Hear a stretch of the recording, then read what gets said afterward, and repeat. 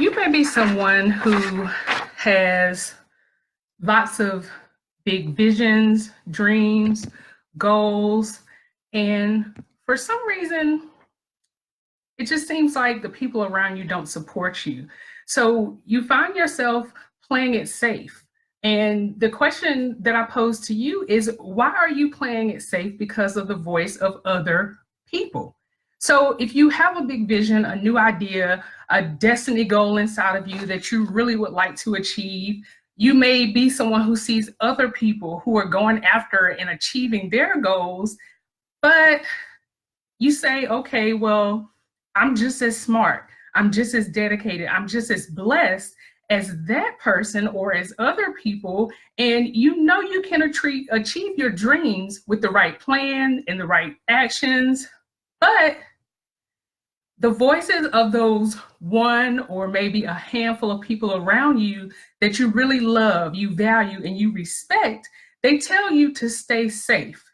They say maybe now is not the right time to take that risk. They even say that everyone else can do it, everyone else is able, but maybe you aren't able. And they even may say things such as, don't be selfish and want more. And you have more than what they have. So they want you to be happy because they're saying that what you have is enough. You're just selfish to want more. So you settle and you stay safe when you know you were created to have more, be more, and do more. I'm going to tell you how you can move past this because it's costing you. My name is Maya Wilson, and I'm a life and business strategist for women who have big visions and new ideas, and they want to turn them into blueprints and executable roadmaps. So a few months ago, over the summer, my husband and I were supposed to take a trip. So I think it was late last year in 2018, his cousins decided they wanted to do a cousins trip. So everybody was bought in, everybody said, okay, let's do the trip, let's decide where we're going to go. And the destination ended up being the Dominican Republic. So we talked to the travel agent, we got everything in order, we got the passports, we did payments, we did all of the work prior to, so we could all go on this trip to the Dominican Republic. However, if many of you recall that there were a lot of news stories that hit saying that there was a lot going on in the Dominican Republic. There were a lot of people that were dying. There were just all these mysterious circumstances. So, of course, his family, they took alert. I took alert to it as well, but I did what I always do. So I'm the type of person that stuff doesn't easily move me. So I did my good old, okay, God, I prayed about it. I said, God, if you want us to go, if we're going to be safe, let us go. If not, then, you direct it. But I didn't for one moment get fearful. I wasn't worried. I wasn't concerned. I just was like, okay, I'm gonna do the one thing I know I can do, the only thing that's in my control. So I prayed about it and I moved on. So a few more weeks go by, and of course, there are more and more stories about people over in the Dominican Republic that are dying. All of these things are happening. So the email comes out. So some of the cousins got together and they said, I don't know if it's safe for us to go to the Dominican Republic. Maybe we should look into going somewhere else, but we really need everybody in before we decide to go somewhere else. So of course, I had already prayed. I was like, all right, God, if you want us to go somewhere else, you do what you do. But again, I'm not worried. I'm not concerned. If they want to go somewhere else, they can change it. So we ended up changing the trip, and they came back and said, okay, well, we can go to Cancun instead. And this is all that'll have to take place in order for us to go to Cancun instead of the Dominican Republic. So that took place. We did whatever we had to do, and we ended up going to Cancun. Now, I don't really remember if this was before the trip or after the trip. But I was sitting reflecting one day and I was just thinking about it. And the impression that came to me was someone else's fear is costing you. And I was like, okay, you know, that's interesting. But like I always do, I try to sit and marinate on things. And so this morning I was debating. I was like, I really want to share on this topic, like somebody else or someone else's fear is costing you. And the scripture that I wanted to use for it actually was the verse of the day today. So that's why I was like, okay, it's time. Let me get into it. So the reason that you stay playing it safe and just listening to voices when you already know what it is you want to accomplish is because someone else's fear is costing you. So what is it costing you? Now, it could be costing you money. In my situation, even though we went to Cancun, it was more money. We had to pay more money in order to switch the location from the Dominican Republic over to Cancun. But with you, when it comes to your vision, your goals, your destiny, it's costing you money because naturally, when you're walking and operating in your purpose, there is no way that money is not drawn to you. Like people will either sow into you if it's a ministry thing or if it's a business thing. When you are walking and you are doing what you know that you were called and destined to do, the money comes along with it. So when you let someone else's fear cost you, you're going to pay in money. The second thing that is costing you is going to be your time. Now, through the process of trying to switch everything from going to the Dominican Republic to going to Cancun, I had to spend time on the phone with the travel agent. I had to go back and forth to determine, okay, well, this is the price. Go to my husband, like, this is the price. What do you want to do? So it was all this time that was spent. Now, when it comes to your vision, your goals, your dreams, every moment that you're not walking in or walking towards obtaining that vision, that goal, that destiny, you're costing yourself time.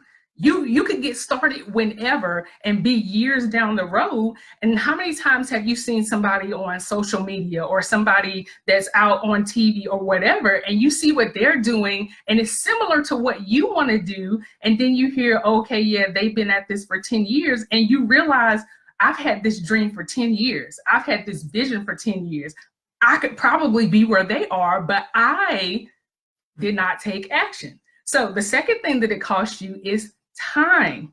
The third thing that it costs you is experiences. Now, for me, I had already been to Cancun previously, so I was not interested in going back, but I had never been to the Dominican Republic. So for me, it cost me an experience. Their fear and wanting to change the trip cost me an experience. So for you, when you want to go after a vision, a goal, a dream, go after your destiny, it is going to cost you the experience.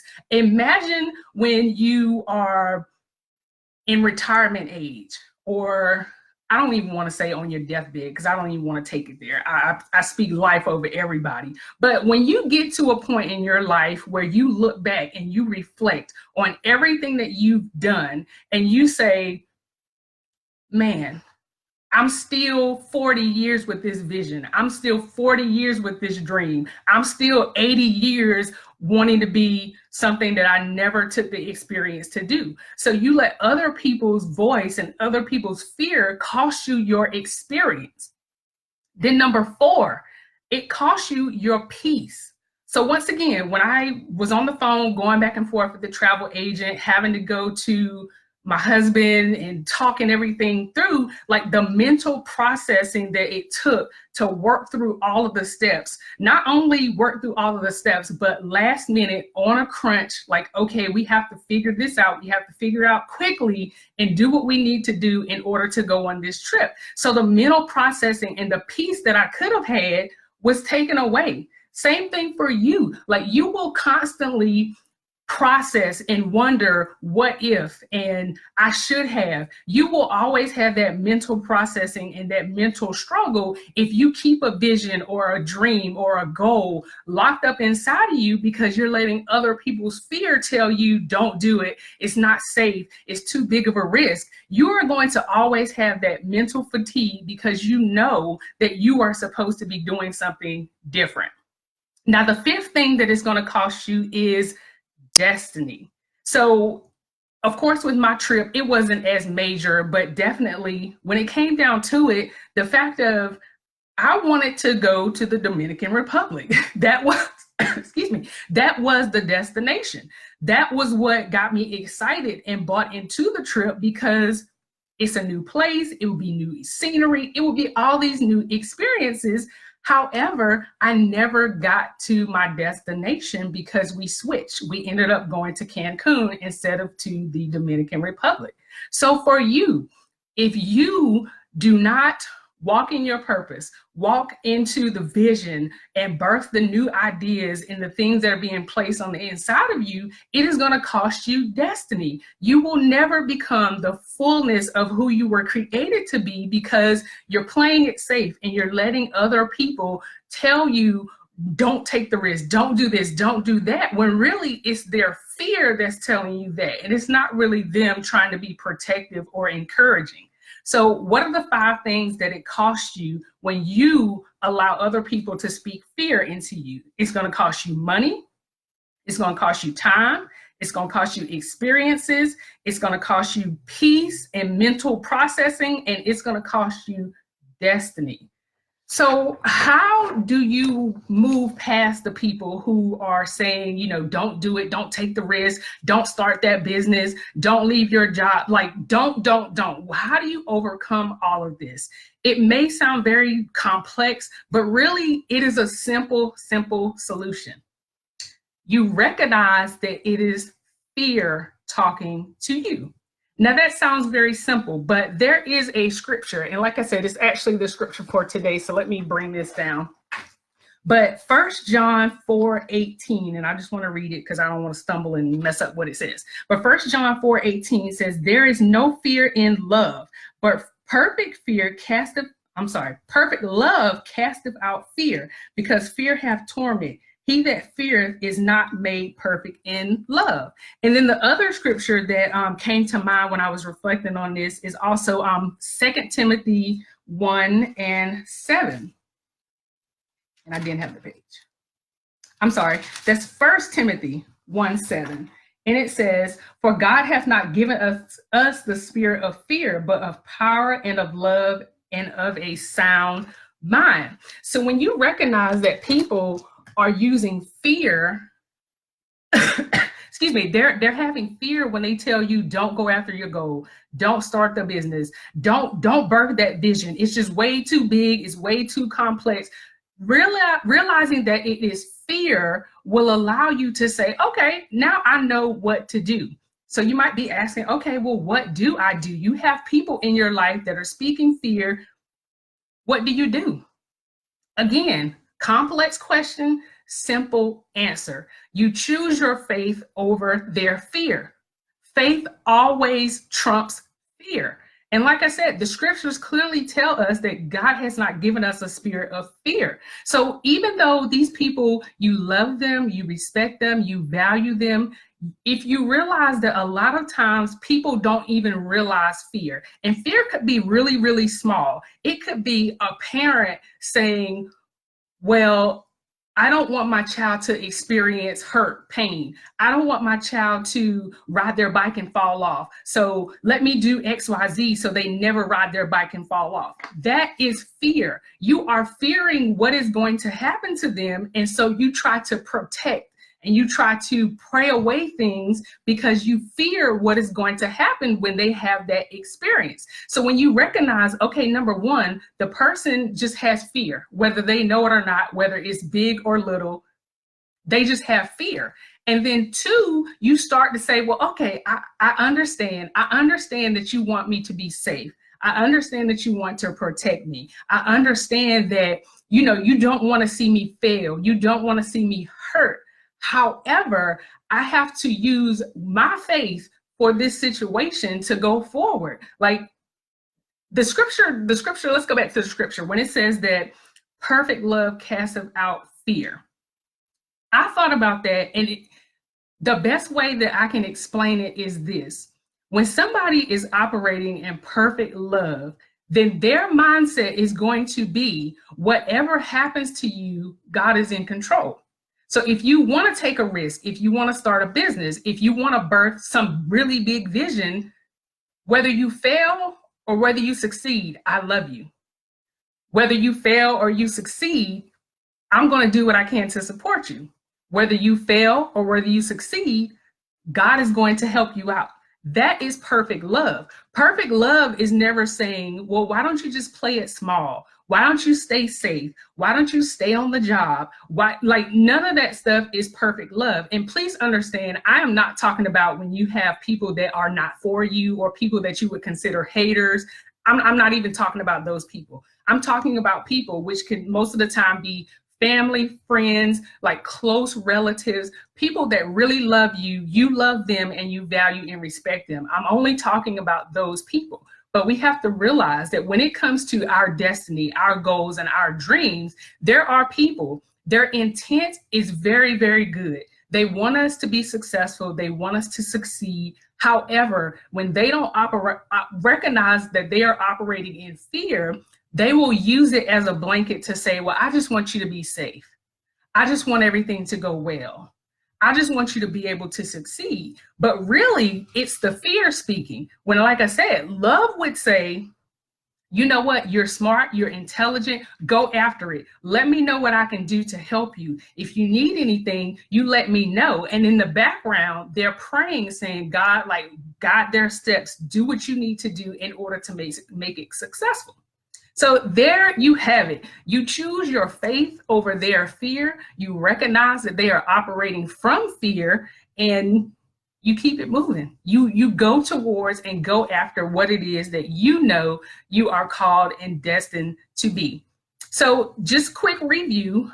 If you are someone, you have a big vision, a new idea, something that you know is in line with you walking out your full purpose and being in destiny. However, you have people around you that say comments that make you feel like maybe I shouldn't do it. Maybe I'm not smart enough. Maybe I'm not whatever enough. Recognize that it is fear. And it is costing you your money, your time, your experiences, your peace, and your destiny. How do you overcome it? You recognize that it is fear, and you say, I'm going to use my trump card. I'm going to trump fear with faith, and I'm going to go after what I know I am able of accomplishing. So that is the message. Someone else's fear is costing you. If you have any questions, you can definitely leave them. I'm going to scroll just to see if we have any. And as always, I will respond and get back to you as quickly as I can. Yes, we have to jump. Don't care what people say, just jump. Just do it. Yes, love it, love it, love it, love it.